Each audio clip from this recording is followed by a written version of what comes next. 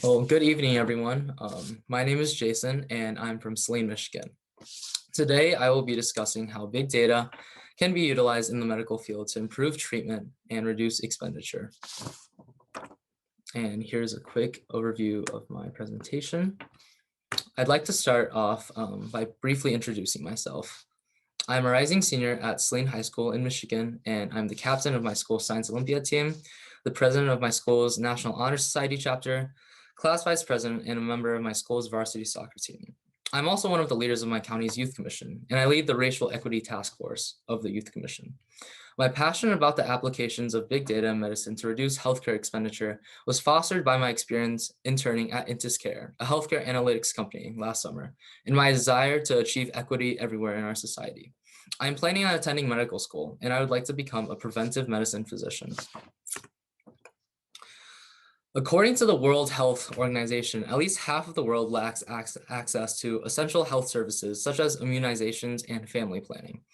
This global crisis is further exacerbated by the rising cost of healthcare worldwide, as you can see from this graph. America has some of the world's most expensive healthcare, with 18% of all Americans being unable to afford necessary care and an even higher percentage of African Americans and Hispanic people being unable to afford necessary health services. Households with an income less than $24,000 a year are disproportionately affected as well, with 35% skipping necessary care. These rising healthcare costs are due to a myriad of factors. However, a report by McKinsey Global Institute suggests that big data initiatives could account for $300 billion to $450 billion in reduced healthcare spending. This report suggests that utilizing big data in healthcare systems in any country can significantly reduce costs, making necessary healthcare financially accessible to more people. Despite the enormous expenditure of current healthcare systems, clinical outcomes remain suboptimal worldwide, particularly in the US, where 96 people per 100,000 die annually from conditions considered treatable. A key factor attributed to such inefficiencies is the ability to effectively gather, share, and use information in a more comprehensive manner within the healthcare systems. Integrating big data into healthcare directly addresses this issue, which can save the precious lives of patients. So after hearing me mention the phrase big data countless times and talk about it like a panacea to inaccessible healthcare, you may be wondering exactly what big data is. Essentially, big data is a field that finds ways to analyze, systematically extract information from, or otherwise deal with data sets that are too large or complex to be dealt with by traditional data processing application softwares.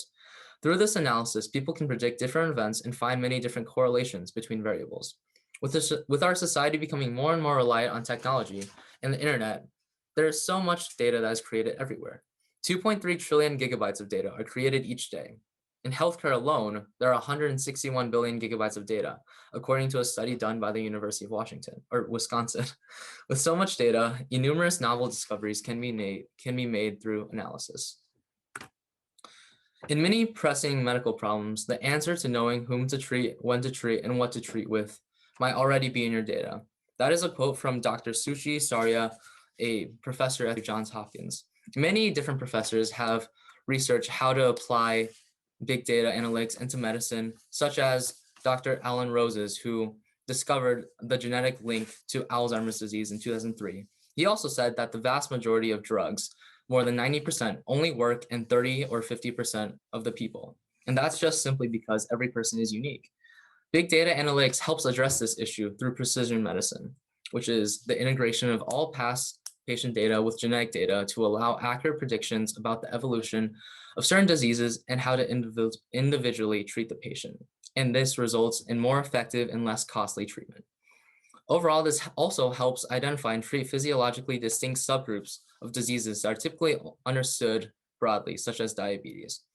This is especially applicable in America, where about 95 to 98% of hospitals utilize electronic health records, which contain all the health data of a patient, and health information technology, which is the use of computer hardware, software, or infrastructure to record, store, protect, and retrieve clinical, administrative, or financial information.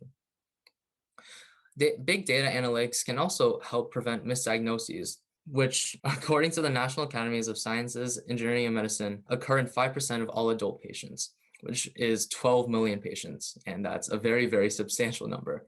And out of these misdiagnoses, 10% will lead to patient deaths. And furthermore, Big data analytics can prevent mixed diagnoses by cross-referencing patient data like X-rays and other imaging data with other databases of clinical reports and lab studies for more accurate diagnostics.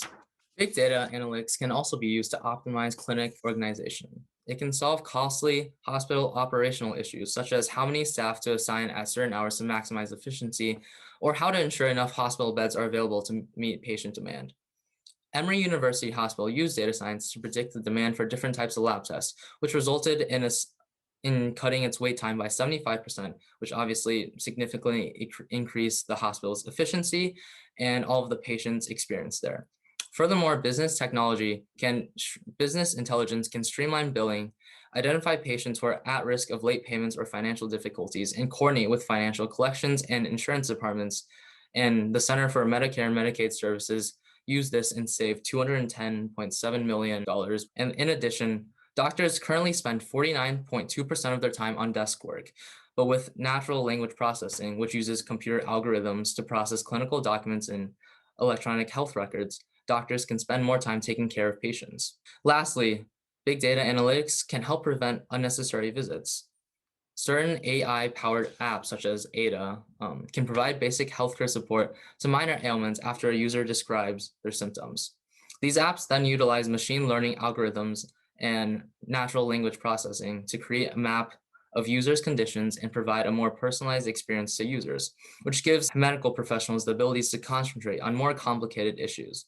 And this prevents costly, unnecessary visits and lowers the wait times in hospitals. Big data analytics is also utilized at Johns Hopkins University, as many other universities.